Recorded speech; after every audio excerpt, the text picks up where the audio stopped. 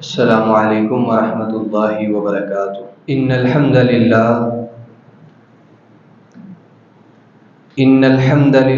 نحمده ونستعینه ونستغفره ونعوذ باللہ من شرور انفسنا ومن سیئات اعمالنا، من يهده الله فلا مضل له ومن يضلله فلا هادي له، وأشهد أن لا إله إلا الله وحده لا شريك له، وأشهد أن محمدا عبده ورسوله، أما بعد فإن خير الحديث كتاب الله، وخير الهدي هدي محمد صلى الله عليه وسلم،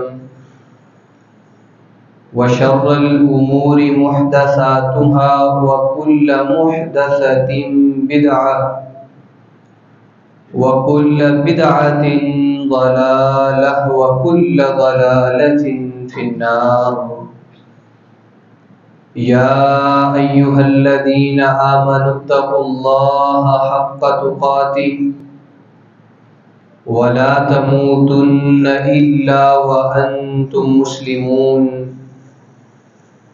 يا أيها الناس اتقوا ربكم الذي خلقكم من نفس واحدة وخلق منها زوجها وبث منهما رجالا كثيرا ونساء، واتقوا الله الذي تساءلون به والأرحام إن الله كان عليكم رقيبا۔ يا أيها الذين آمنوا اتقوا الله وقولوا قولا سديدا يصلح لكم أعمالكم ويغفر لكم ذنوبكم، ومن يطع الله ورسوله فقد فاز فوزا عظيما۔ إن الله وملائكته يصلون على النبي يا أيها الذين آمنوا صلوا عليه وسلموا تسليما۔ اللهم صل على محمد وعلى آل محمد كما صليت على إبراهيم وعلى آل إبراهيم إنك حميد مجيد۔ اللهم بارك على محمد وعلى آل محمد كما باركت على إبراهيم وعلى آل إبراهيم إنك حميد مجيد۔ اللهم انفعنا بما علمتنا وعلمنا ما ينفعنا وزدنا علما۔ رب اشرح لي صدري ويسر لي أمري واحلل عقدة من لساني يفقه قولي۔ رب أوزعني أن أشكر نعمتك التي أنعمت علي وعلى والدي وأن أعمل صالحا ترضاه وأصلح لي في ذريتي إني تبت إليك وإني من المسلمين۔ سبحانك لا علم لنا إلا ما علمتنا إنك أنت العليم الحكيم۔ صدق اللہ العظیم۔ ہر قسم کی حمد و ثنا صرف اور صرف اللہ وحدہ لا شریک کی پاک ذات کے لیے ہے، جو ذات اس کائنات کی خالق، مالک اور قابض ہے۔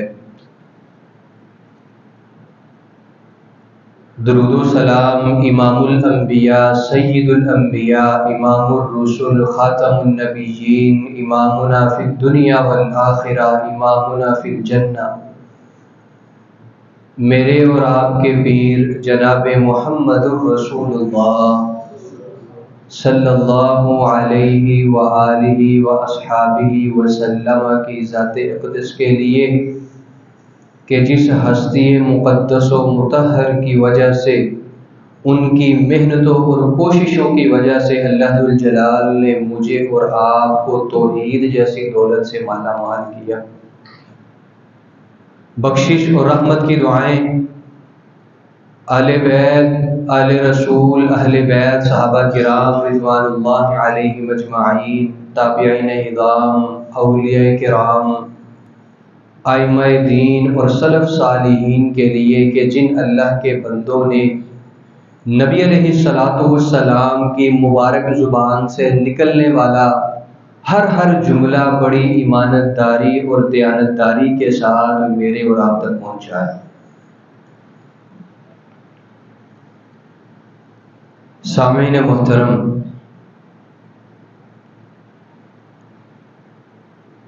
ایک انسان جب اس دنیا کے اندر اپنی آنکھ کھولتا ہے، اس کی پیدائش کے وقت اس کے ارد گرد بہت سے ایسے لوگ ہوتے ہیں جو اس سے پیار کرنے والے ہوتے ہیں۔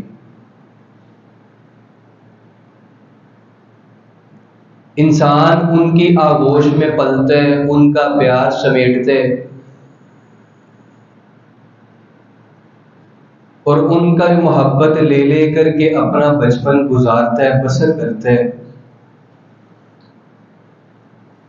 لیکن جب یہی انسان جوانی کو پہنچتا ہے، جوانی کی اگلی منزلیں طے کرنا شروع کرتا ہے، تو جتنے وہ لوگ جو اس کو پیار کرنے والے ہوتے ہیں، جو اس کے ساتھ محبت کرنے والے ہوتے ہیں، وہ آہستہ آہستہ اس کو چھوڑ کر کے جانا شروع کر دیتے ہیں۔ پھر وہ اپنے ہاتھوں سے اپنے والدین کو بھی دفناتا ہے، اپنے ہاتھوں سے اپنے قریبی سجنوں کی میتوں کے اوپر بھی مٹی ڈالتا ہے، اپنے عزیزی رشتہ داروں کو بھی اپنے سے دور کرتا ہے، اپنے بہن بھائیوں کی جدائی کو وہ برداشت کرتا ہے۔ اور یہ اس دنیا کا، اس کائنات کا اللہ ذوالجلال کا وضع کردہ ایک اصول ہے، ایک فطرت ہے، ہر بندے کے ساتھ ایسا ہی ہوتا ہے۔ آپ نبی علیہ الصلوۃ والسلام کی سیرت کا مطالعہ کریں، اس کے متعلق پڑھیں، آپ علیہ الصلوۃ والسلام کی زندگی کیسے تھی۔ ابھی اس دنیا میں نہیں آئے، ابھی اس دنیا میں آپ علیہ الصلوۃ والسلام کی ولادت باسعادت نہیں ہوئی، اس سے پہلے ہی باپ کا سایہ وہ جا چکا تھا۔ دنیا میں آئے چھوٹی سی عمر میں، اللہ ذوالجلال نے آپ کی والدہ ان سے بھی جدائی ڈال دی۔ آپ پڑھتے جائیں، دادا عبد المطلب، چچا ابو طالب، پھر آپ کی غمخوار بیوی سیدہ خدیجہ رضی اللہ تعالی عنہا، پھر ان کے بعد جو آپ علیہ الصلوۃ والسلام کی ان کی اولاد تھی، اس کے بعد آپ علیہ الصلوۃ والسلام کے سینکڑوں ایسے وفادار صحابہ کہ جنہوں نے نبی علیہ الصلوۃ والسلام کے نام کے اوپر اپنی جانوں کا نذرانہ پیش کیا۔ یہ ساری جدائیاں نبی علیہ الصلوۃ والسلام کے اوپر بھی ہوئی تھی۔ یہ اس دنیا کا ایک اصول ہے۔ اللہ اکبر۔ لیکن حضرت، ہم جس چیز کو بلائے بیٹھے ہیں وہ چیز ہے جس کو نبی علیہ الصلوۃ والسلام نہیں تھے بھولے۔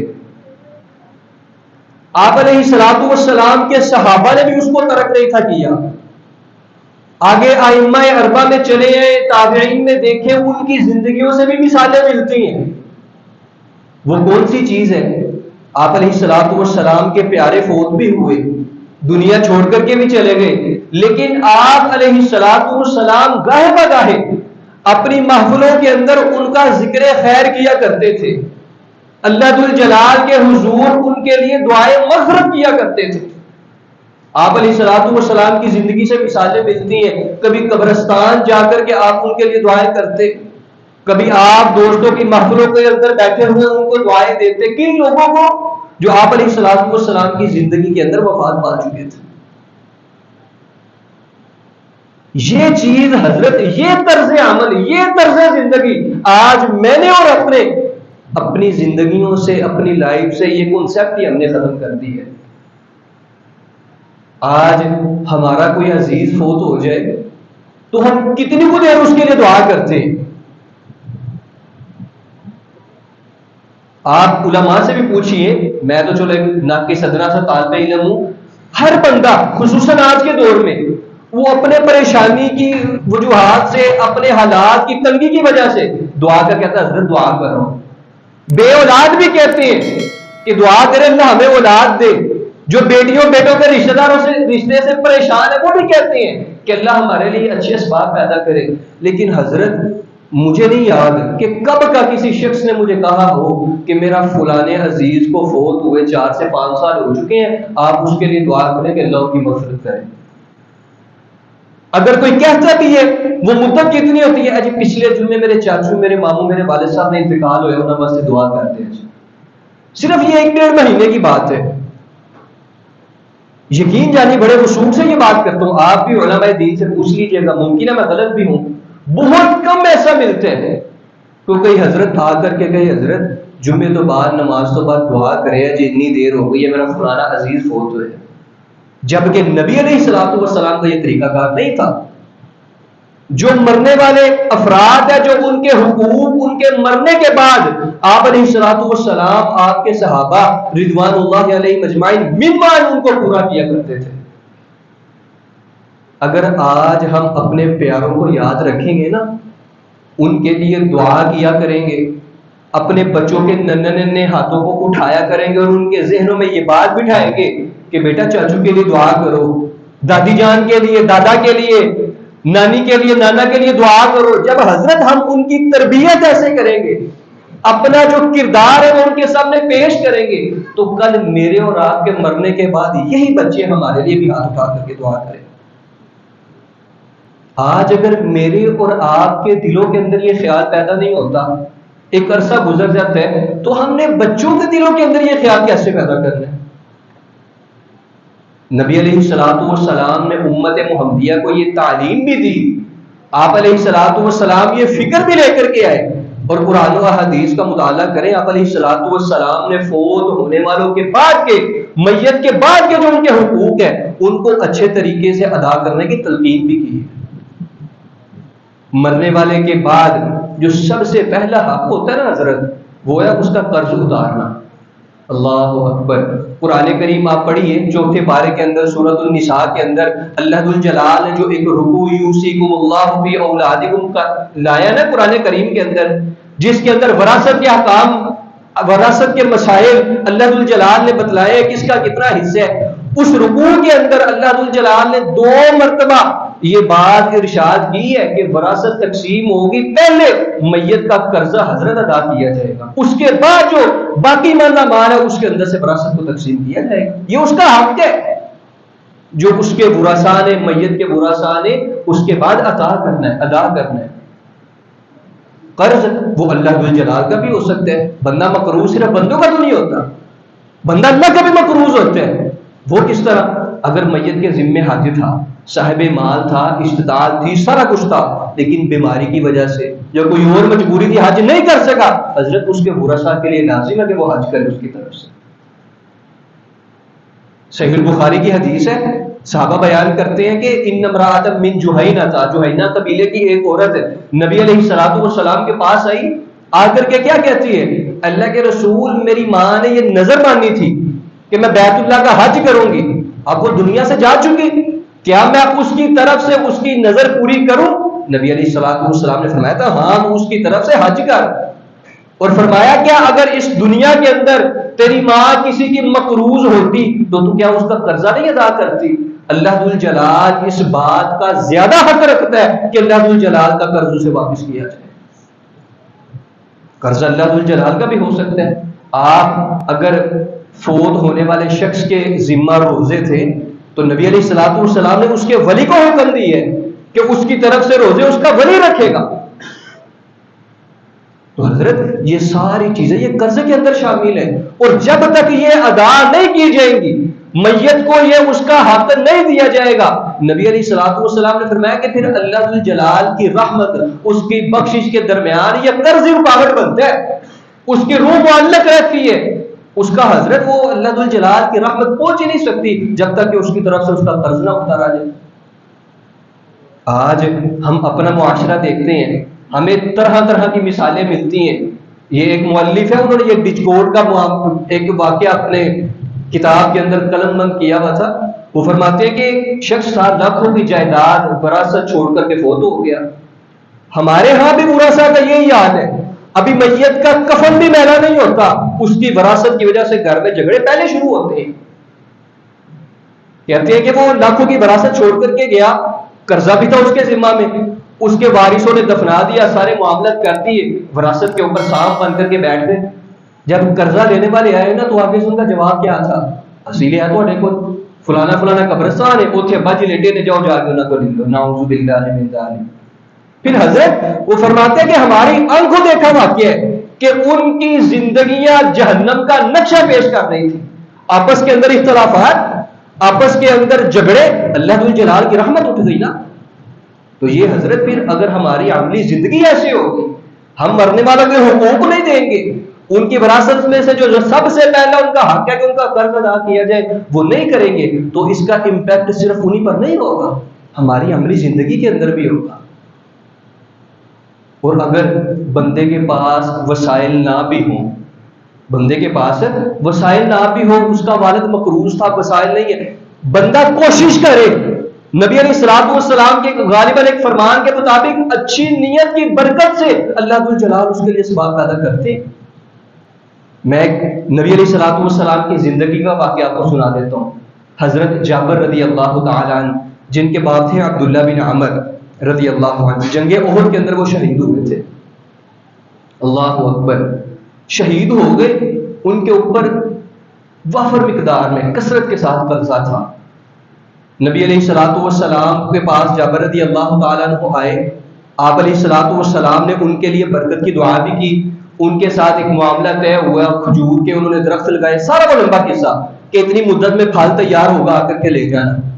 جب وہ پھل تیار ہوا تو میں ہوں نا، مجھے میری کنڈیشن کا پتہ ہے، فلانی جگہ تو اننے آنے نے دینا لینے نے، وہ پتہ چل جاتا ہے، ایک اندازہ ہو جاتا ہے. تو وہ کہتے ہیں کہ مجھے اندازہ ہو گیا کہ یہ مال تھوڑے، جو قرضہ میرے باپ کے ذمہ تھا وہ تو بہت زیادہ ہے، لیکن حضرت نیت اچھی تھی، دل میں کھوٹ نہیں تھا جو آج میرے اور آپ کے معاشرے کے لوگوں کے اندر ہے.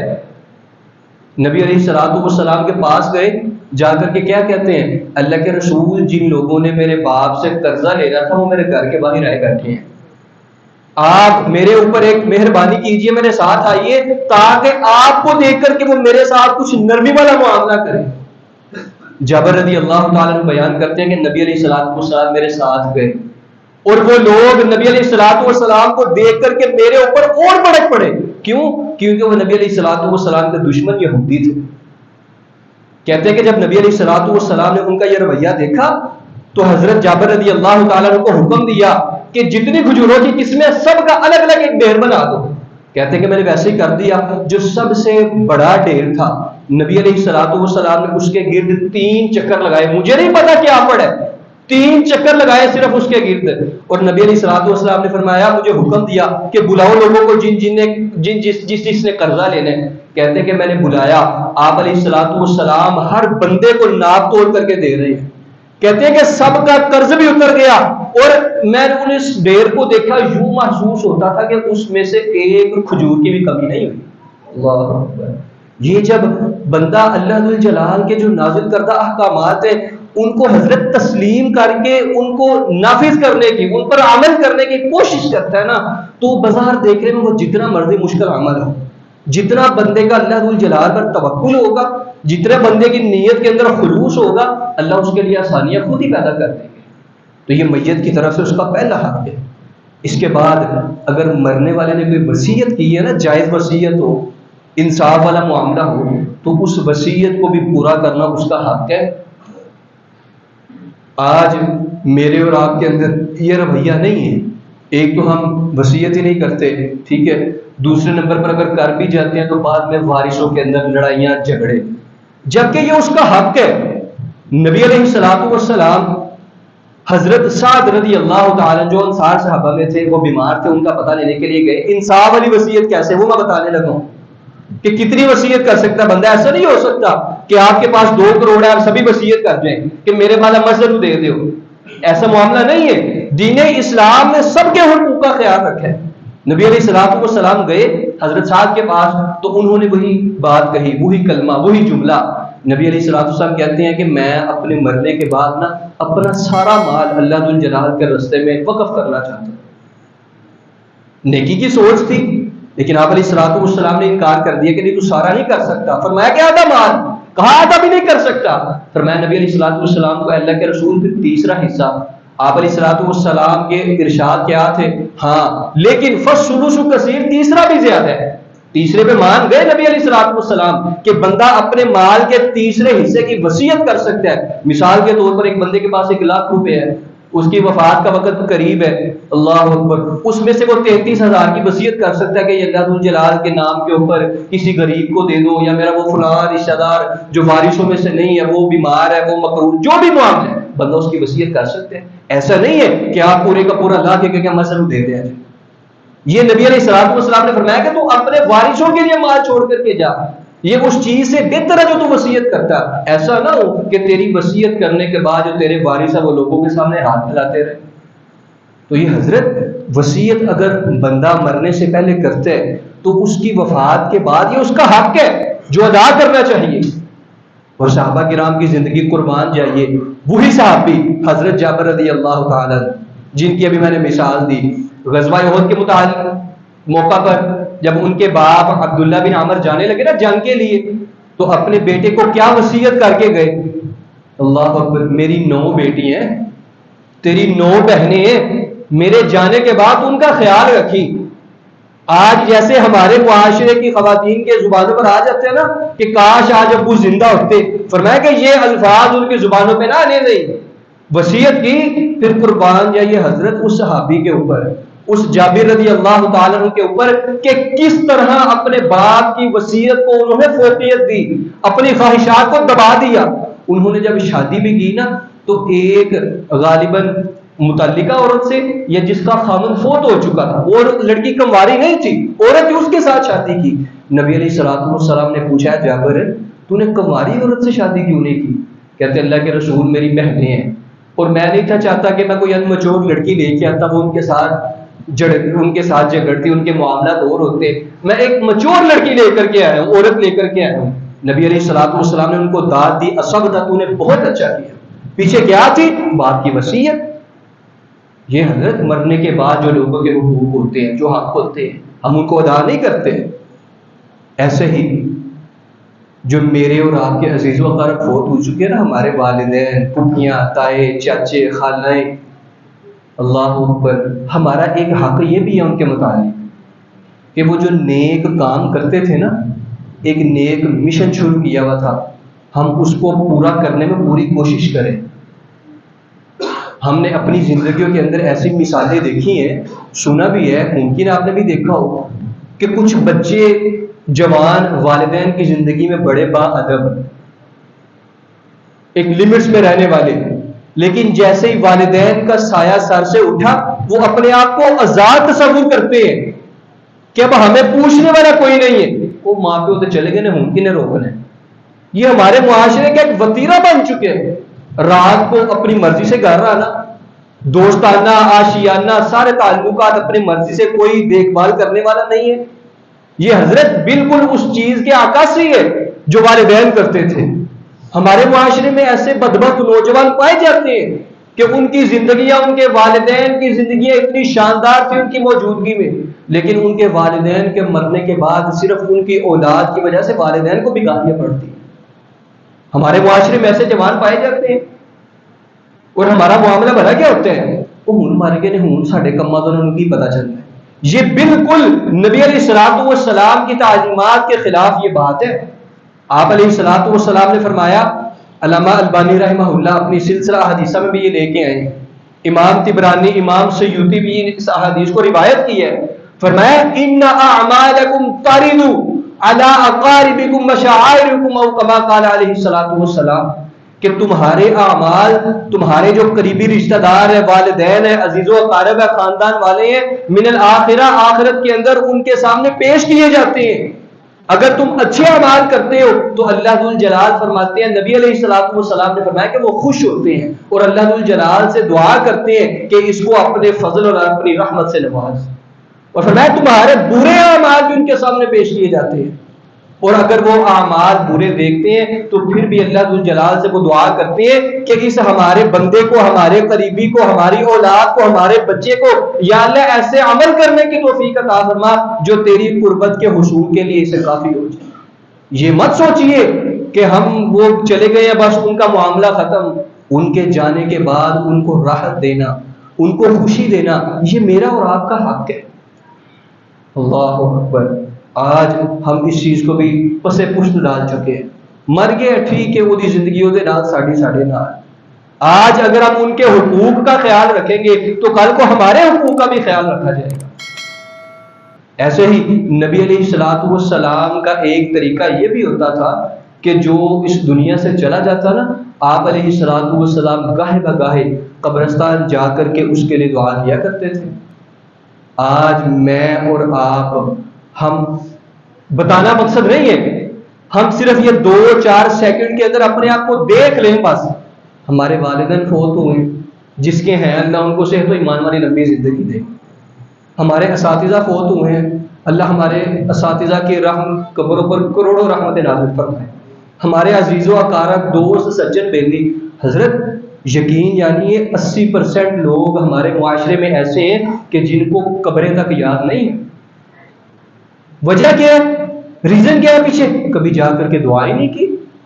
امی جی عائشہ رضی اللہ تعالیٰ عنہ بیان کرتی ہیں کہ نبی علیہ الصلوۃ والسلام جب میرے پاس رات کو ٹہرتے تھے تو تقریباً ہر روز روزانہ رات کو بقیع الغرقد میں، قبرستان میں جا کر کے سارے ادھر جو سوئے ہوئے نبی علیہ الصلوۃ والسلام کے صحابہ صحابیات ہیں ان کے لیے وہ دعا کیا کرتے تھے۔ ایسے ہی صحیح البخاری کے اندر حدیث ہے، نبی علیہ الصلوۃ والسلام کے صحابہ بیان کرتے ہیں کہ غزوہ احد کی جنگ ہونے کے 8 سال بعد، کتنے سال بعد؟ 8 سال بعد، خونی رشتہ نہیں تھا بھی نبی علیہ الصلوۃ والسلام کا، لیکن جو ان کا پیار، آپس میں محبت ہی حضرت، وہ آج میرے اور آپ کے خونی رشتے سے زیادہ تھی۔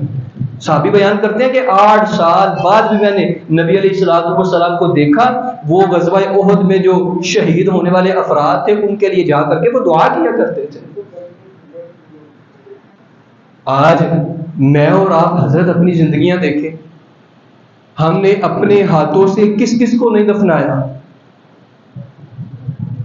لیکن کبھی ہماری زبانوں کے اوپر الا ماشاءاللہ، ہر بندے کی بات بھی نہیں کرتا میں، الا ماشاءاللہ الا ما رحم ربی، کبھی ہمارے زبانوں کے اوپر ان کے لیے مغفرت کے کلمات نکلے ہوں، ان کے لیے خصوصاً ہم نے دعا کی ہو قبرستان جا کر کے۔ اور آپ علیہ الصلوۃ والسلام کی زندگی سے دونوں طریقے ملتے ہیں، آپ قبرستان جا کر بھی دعا کیا کرتے تھے، اور آپ ویسے بھی نبی علیہ الصلوۃ والسلام، صحابہ کرام رضوان اللہ علیہم اجمعین کے حق میں دعا کیا کرتے تھے۔ اس بات کی تو تعلیم قرآن بھی دیتا ہے نا، قل رب ارحمہما کما ربیانی صغیرا، کہ والدین کے حق میں ان کے لیے دعا کرنی ہے، اولاد کا فرض بنتا ہے یہ کہ ان کے حق میں وہ دعا کریں۔ آپ علیہ الصلوۃ والسلام کی حدیث ہے، نبی علیہ الرحمہ صلی اللہ علیہ وسلم وہ بیان کرتے ہیں کہ جنت کے اندر نا ایک بندے کے درجات کو بلند کیا جاتے ہیں۔ وہ فرماتے ہیں ان لی ھکذا، یہ ایسا میرے ساتھ کیوں ہوا، میرے درجات کو کیوں بلند کیا گیا؟ تو نبی علیہ الصلوۃ والسلام بیان کرتے ہیں کہ اس کو بتایا جاتا ہے کہ دنیا کے اندر تیری اولاد نے تیرے لیے دعائیں مغفرت کی ہے، دعائیں رحمت کی ہے، جس کا حضرت فائدہ میت کو جنت کے اندر پہنچ رہا ہے، اللہ ذو الجلال اس کے درجات کو بلند کرتے جا رہے ہیں۔ آج ہم اس کو بالکل سکپ کر دیے، اور یہ موضوع بالکل منفرد موضوع ہے کہ ہم دنیا کی محبت کے اندر، دنیا کی لذتوں کے اندر اتنا کھو چکے ہیں حضرت کہ جہاں ہمیں اپنی آخرت کی فکر نہیں ہے، وہاں ہمارے جو فوت شدگان ہیں ان کے بارے میں بھی خیال نہیں ہے۔ لیکن آپ صحابہ کرام رضوان اللہ علیہم اجمعین کی زندگیاں دیکھیں، امی جی عائشہ رضی اللہ تعالی عنہا، ان کا طریقہ کار کیا تھا؟ اللہ اکبر، ان کے بھائی تھے جناب ابوبکر صدیق کے بیٹے عبد الرحمن، وہ جب فوت ہوئے نا ایک حبشہ نامی جگہ مکے کے قریب، تو مکے میں ان کو دفنایا گیا، تو وہ گاہے بگاہے ان کی قبر پر جا کر دعا کیا کرتی تھی امی جی عائشہ رضی اللہ تعالی عنہا۔ تو آج حضرت کیا یہ میرے اور آپ کے لیے نہیں ہے کہ ہم اپنے عزیز و اقارب کے لیے جو اس دنیا سے جا چکے دعا کیا کریں؟ امام اصمعی رحمہ اللہ وہ ایک بڑا خوبصورت واقعہ انہوں نے قلم بند کیا ہے. کہتے ہیں کہ میں نے بصرہ کے قبرستان میں ایک خاتون کو دیکھا کہ وہ دو قبروں کے درمیان کھڑی ہو کر کے رو رہی تھی، اور اس کی زبان کے اوپر الفاظ کیا تھے؟ اے اللہ تو ہی ازل سے لے کر ابد تک کے، جب کچھ بھی نہیں تھا تو تھا، اور جب کچھ بھی نہیں رہے گا صرف تیری ذات باقی رہے گی. اس کے بعد وہ کہتی ہے اللہ یہ میرے والدین جس کو تو مجھ سے پہلے اس دنیا میں لے کر کے آئے، اور مجھے ان کے بعد ان کے توسط سے مجھے اس دنیا میں لے کر کے آیا. جب میں چھوٹی تھی انہوں نے بڑا لاڈ پیار دیکھا، بڑی محبتیں دی مجھے، میرے اوپر بڑا رحم کیا. یا اللہ تو ان کے اوپر رحم فرما، ان کی لغزشیں معاف فرما، اور اس کے بعد میری حفاظت فرما. یہ وہ بیٹی وہ بہن اپنے والدین کی قبروں کے اوپر کھڑے ہو کر کے حضرت کو ایسے دعا کر رہی ہے. تو اس کے الفاظ کی گہرائیوں کے اندر جائیں، اتنے خوبصورت الفاظ اس نے اللہ ذو الجلال کی شان کے اندر کہے. آج میں نے اور آپ نے کبھی ایسا کیا؟ بہت کم ایسا ہوتا ہے. ہمارا معاشرہ ایسا بن چکا ہے کہ جب کسی کی وفات ہوتی ہے وہ بالکل تھوڑا عرصہ، کبھی پہلے مہینے چلے گئے قبرستان، 2 مہینے بعد چکر لگا لیا، میں کہتا ہوں 1 سال کے اندر اندر بس کہانی ختم ہو جاتی ہے. اس کے بعد قبریں بھی بڑھتی چلی جاتی ہیں، بندے کو نشانیاں یاد بھی نہیں رہتی، بندہ اپنی دنیا کے اندر اپنے معاملات کے اندر ایسا حضرت کو ڈوبتے ہیں، ایسا وہ غوطہ لگاتے ہیں کہ پھر اس کو اپنے فوت شدگان کے بارے میں خیال بھی نہیں آتا کہ پیچھے میرے والدین میری دعاؤں کے محتاج ہیں، میرے عزیز و اقارب میری دعاؤں کے محتاج ہیں. اللہ اکبر. جیسا کہ نبی علیہ الصلوۃ والسلام کی حدیث ہے کہ ان کے درجات کو بلند کیا جاتا ہے. یہ میت کا سب سے بڑا حق ہے جس کو ادا کرنے میں میں اور آپ آج حضرت اپنی اس دنیاوی زندگی میں قاصر ہیں کہ اس کے متعلق اس کے حق میں ہم اللہ ذو الجلال سے دعا نہیں کرتے. اس کے بعد ایک اور میت کا آخری حق بیان کر کے میں اپنی بات کو ختم کرتا ہوں. وہ کیا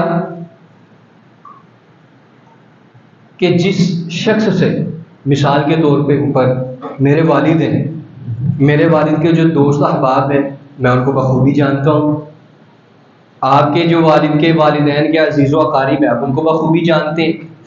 اپنے والدین کے فوت ہونے کے بعد ان کے ساتھ حسن سلوک کرنا، ان کے ساتھ اچھا رویہ وہ اپنانا، حضرت یہ بھی ان کا حق ہے.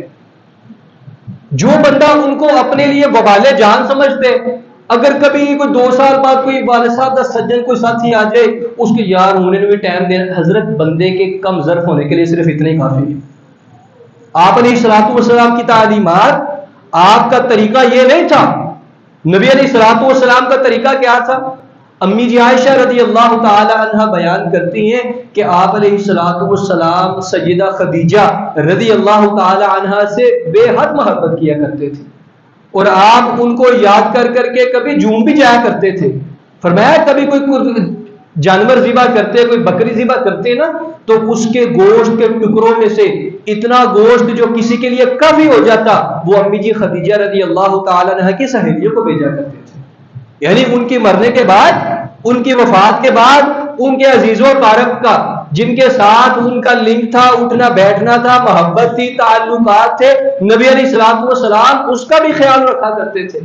اور صحابہ کرام کو رضوان اللہ علیہم اجمعین، میرے اور آپ، مجھے اور آپ کو اس بات کی وہ وصیت تلقین بھی کر کے گئے، تعلیم بھی دے کر کے گئے کہ ہمیں اپنے والدین کے، اپنے عزیز و اقارب کے مرنے کے بعد ان کا تعلق ہے جس کے ساتھ، ایسے نہیں ہونا چاہیے ادھر ہمارے والدین فوت ہوئے، ادھر ہمارے عزیز و اقارب کی وفات ہوئی، وہ تعلق بھی وفات پا گیا.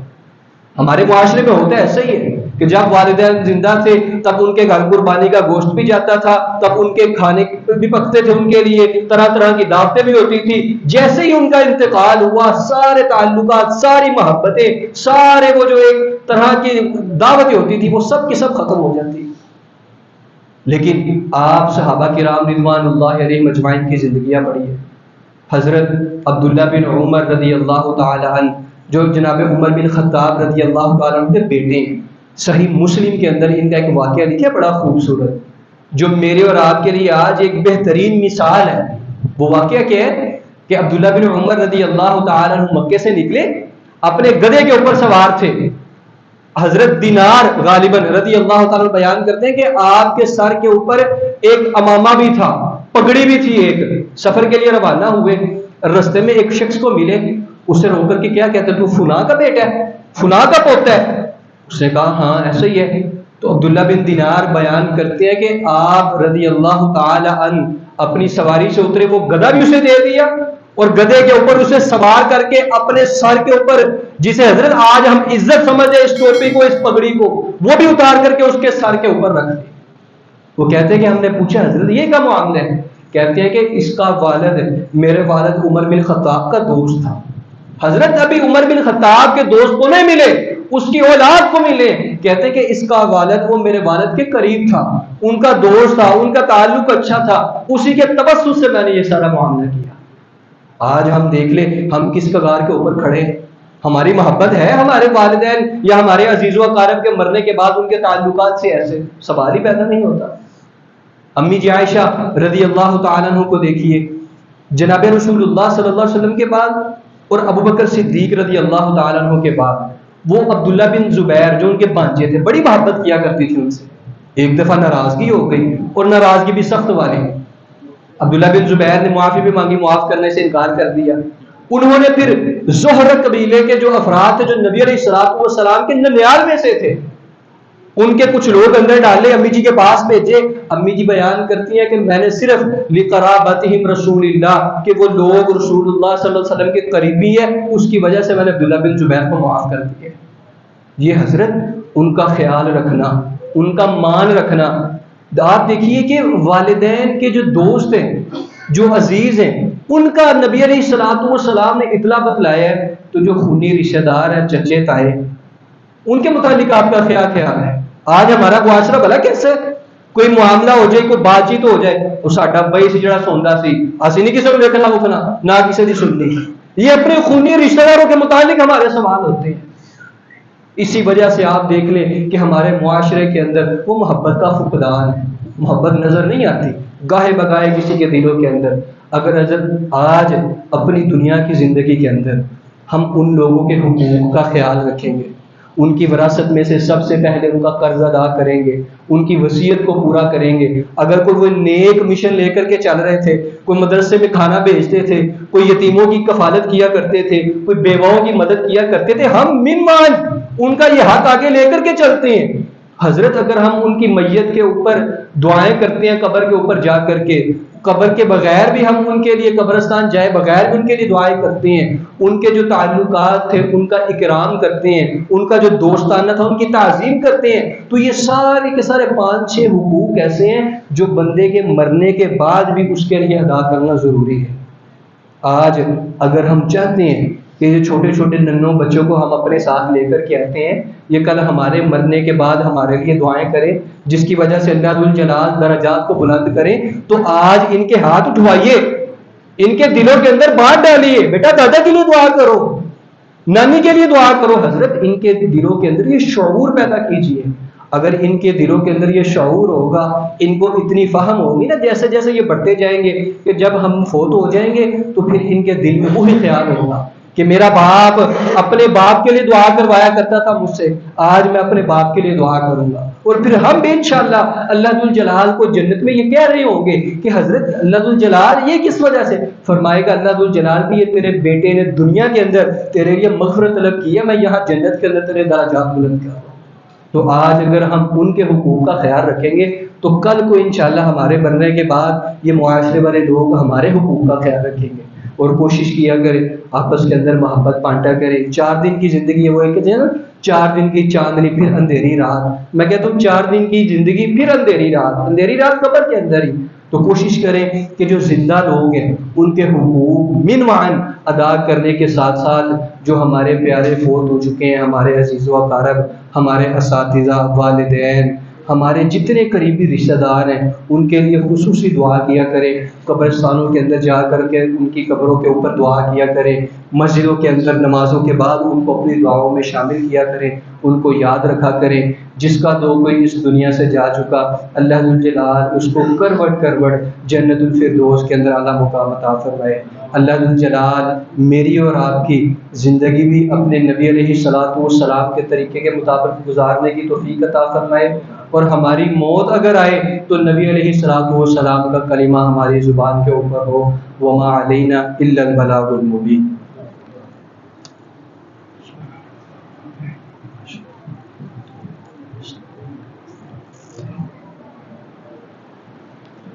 ان الحمد